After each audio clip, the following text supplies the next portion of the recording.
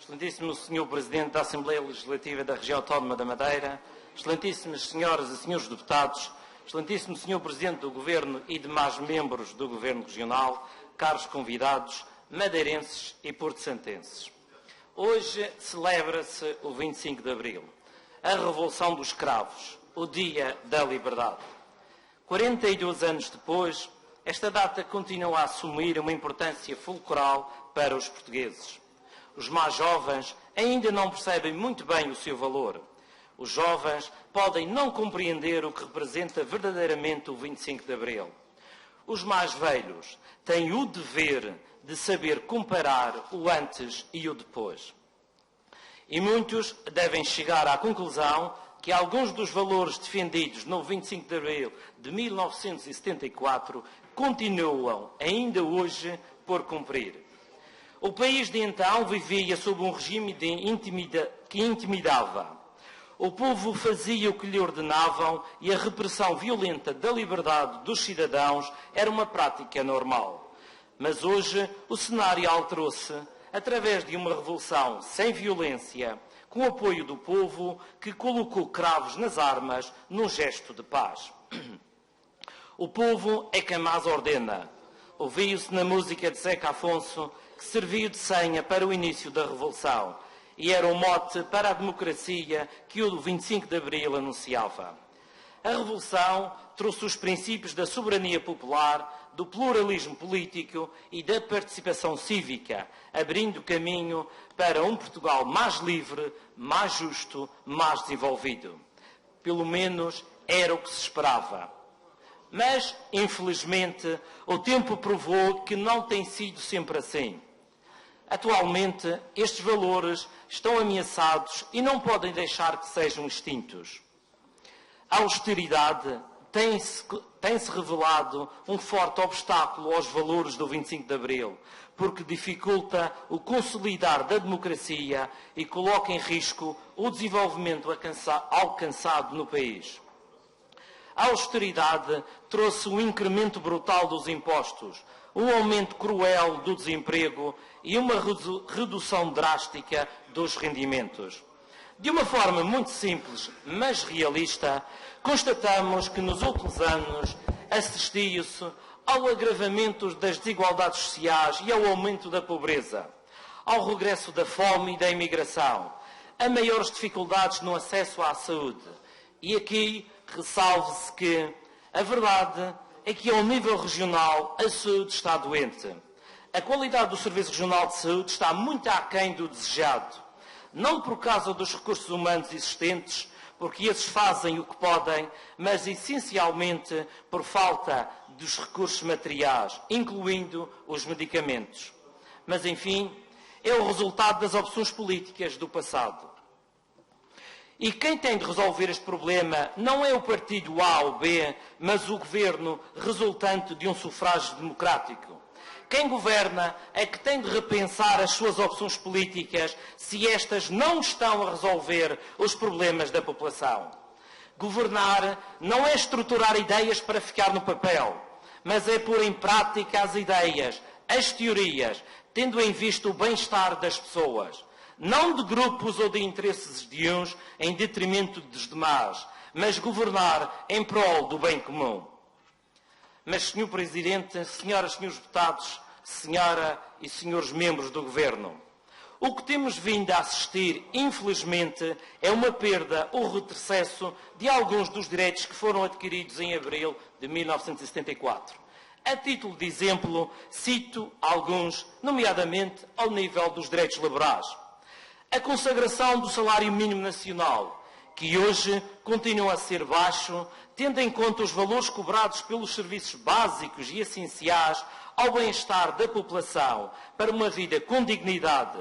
Porque, como diz o povo, é preciso saber muito bem quanto custa viver numa sociedade tão materialista, com tanto desejo pela posse do poder e com tanta dependência do dinheiro. A criação da pensão social para pessoas que não tenham descontado para a Previdência Social. a consagração do pagamento do 13º mês, chamado subsídio de Natal, e do subsídio de férias para os funcionários públicos, algo que, em 1975, foi estendido à generalidade dos trabalhadores. Foi regulado o exercício do direito à greve. Surgia a definição das regras para despedimentos, a criação do subsídio de desemprego e ainda os direitos ligados à parentalidade, entre outros direitos. Acontece que, com a crise e com a austeridade, registrou-se um retrocesso em alguns destes direitos. Abriu-se mais espaço para a precariedade laboral, bem como introduzir-se mais horas de trabalho, muitas delas que não são remuneradas, e utilizou-se esta mesma crise para efetuar despedimentos, não pensando nas famílias dos trabalhadores que deixaram de ter o seu ganha-pão, mas sim e apenas em manter os lucros a que as entidades patronais estavam habituadas. Mas voltando aos anos pós-25 de Abril e principalmente aos últimos anos marcados pela crise e pela austeridade, o povo foi sacrificado e pagou caro.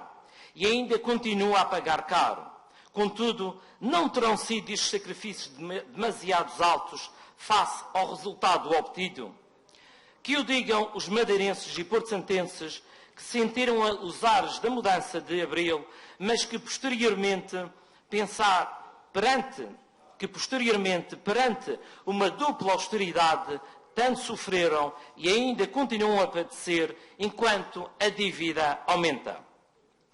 Diria mesmo que, relativamente à dívida, sempre que o Governo emite um aval ou nota de crédito a algum organismo ou instituição, como já o fez, e todos nós sabemos disso, a geração futura recebe a nota de débito correspondente. E, como tal, é preciso questionar em como se reflete esta situação na ameaça aos ideais de Abril.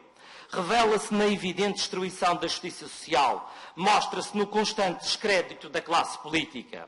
Mas este descrédito surge da falta de transparência que caracterizou a política ao longo dos anos, bem como das ligações próximas e pouco esclarecidas entre os detentores de cargos políticos e os grandes poderes económicos.